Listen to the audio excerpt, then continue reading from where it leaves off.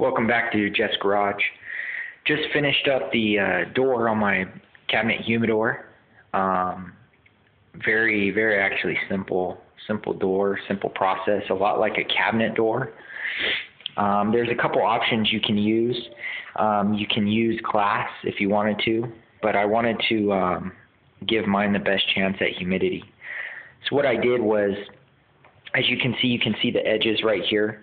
This is the same depth of wood that most of it is. It's I believe like almost a 3/4 inch wood. Built a frame around it. Took a router, and let me show you what I did. I took a router and cut a seam along the inside of it. As you can see, it's a quarter inch width and about a 1/2 inch depth. And then what I did was I took some of these smaller boards that I have. This is one that's cut down.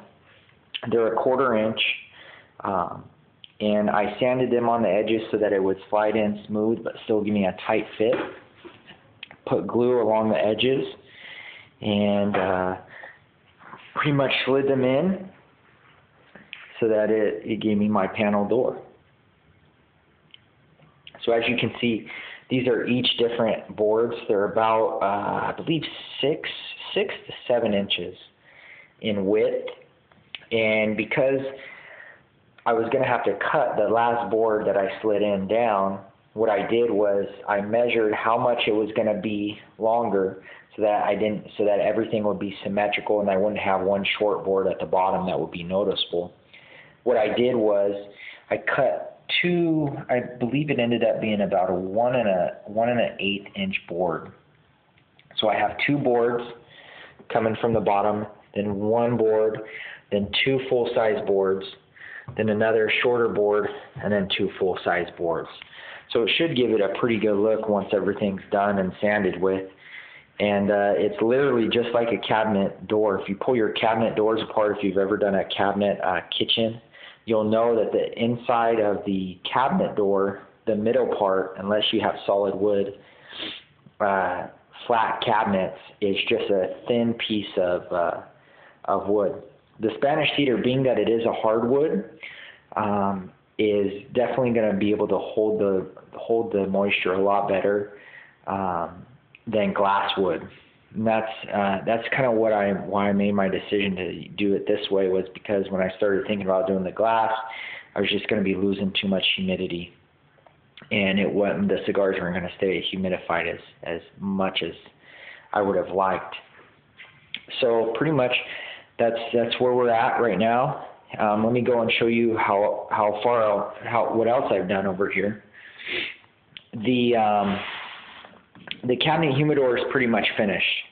This is the drawer that I built, as you can see, all Spanish cedar.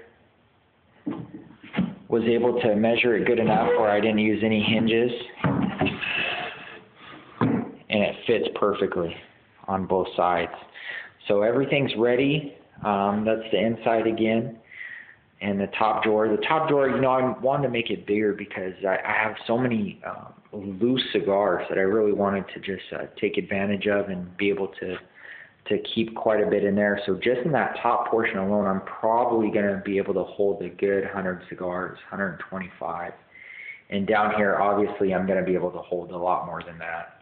I'm guessing probably about 1,000 cigars in the cabinet plus the 100 on top. So everything is finished. All I got to do is put the hinges on and stain it and put the finish coat on it, which I'll be probably working on the next couple days here.